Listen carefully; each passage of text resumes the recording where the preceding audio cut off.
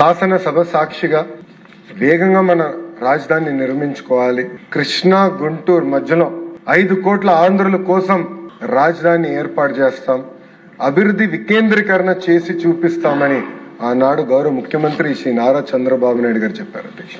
ఆ రోజు ప్రతిపక్షంలో ఉన్న జగన్మోహన్ రెడ్డి గారు నుంచుని ఇప్పటికీ చిన్న రాష్ట్రం అయ్యాం, ప్రాంతీయ విద్వేషాలు నేను రెచ్చగొట్టేదానికి సిద్ధంగా లేను, అందుకే అమరావతికి సంపూర్ణ మద్దతు తెలుపుతున్నానని చెప్పారు అధ్యక్ష. ఆనాడు జనసేన పార్టీ కానివ్వండి, భారతీయ జనతా పార్టీ కూడా ముందుకొచ్చి అమరావతి శాశ్వత రాజధాని ఉండాలి, మా మద్దతు కూడా తెలుపుతున్నామని ఆనాడు చెప్పడం జరిగింది అధ్యక్ష.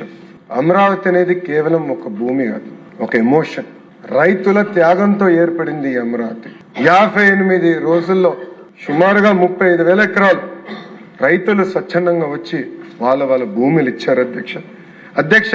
రైతుకి భూమి అనేది కేవలం ఒక ఆస్తి కాదు, ఒక మాటలో చెప్పాలంటే అది వాళ్ళ జీవితం, వాళ్ళ గుర్తింపు, వాళ్ళ భవిష్యత్తు అధ్యక్ష. అలాంటి భూమి ఆంధ్రుల కోసం ఆనాడు రైతులు ఇచ్చారు అధ్యక్ష.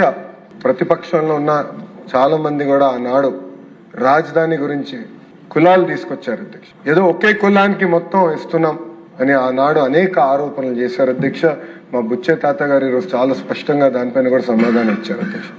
రాజధాని అనేది ఒక ఎకనామిక్ క్యాపిటల్ గా ఉండాల్సిన అవసరం చాలా ఉంది అధ్యక్ష. ముందు చూపుతో రాజధాని ఏర్పాటు చేసుకోవాల్సిన అవసరం ఉంది అధ్యక్ష. మనం చూసాం, హైదరాబాద్ నిజాం గారు ఏర్పాటు చేస్తే, సికింద్రాబాద్ బ్రిటిష్ వాళ్ళు ఏర్పాటు చేస్తే, సైబరాబాద్ ని నిర్మించింది గౌరవ ముఖ్యమంత్రి చంద్రబాబు నాయుడు గారు. ఒక ముందు చూపుతో, ఒక విజన్ తో ఈరోజు ఢిల్లీ పడుతున్న పొల్యూషన్ కష్టాలు కానీ, బెంగళూరు పడుతున్న ట్రాఫిక్ కష్టాలు ఉండకూడదు, పర్ఫెక్ట్ ఎకో సిస్టమ్ ఏర్పాటు చేయాలి, రోడ్లు అనేది ప్రపంచం మొత్తం ఆశ్చర్యపడే విధంగా మనం ఏర్పాటు చేయాలనే లక్ష్యంతో ఆనాడు ప్లానింగ్ ప్రారంభించారు అధ్యక్ష. ఒక్కసారి మనం చూస్తే 2014-19 మధ్యన అధ్యక్ష, గౌరవ మంత్రి నారాయణ గారు చెప్పినట్లు ఆనాడు సింగపూర్ ప్రభుత్వాన్ని ఒప్పించి తీసుకొచ్చి మనం మాస్టర్ ప్లానింగ్ చేసాం అధ్యక్ష. సింగపూర్ ప్రభుత్వాన్ని కూడా ముందు చూపుంటుంది అధ్యక్ష. వాళ్ళు కూడా వాక్ టు వర్క్ మోడల్ పాటిస్తారు అధ్యక్ష. అద్భుతంగా టౌన్ ప్లానింగ్ అనేది వాళ్ళ దగ్గర నుంచి ప్రపంచం మొత్తం నేర్చుకునే పరిస్థితి అధ్యక్ష. అలాంటి సింగపూర్ తీసుకొచ్చి మాస్టర్ ప్లానింగ్ చేస్తాం జరిగింది అధ్యక్ష. ఇప్పుడు గౌరవ మంత్రి నారాయణ గారు చెప్పినట్లు ప్రపంచంలోని one of the best architect Norman faster తీసుకొచ్చి సచివాలయం కానివ్వండి, హైకోర్టు కానివ్వండి, అసెంబ్లీ డిజైన్స్ మనం చేసుకుంటూ కూడా ఆనాడు జరిగింది అధ్యక్ష.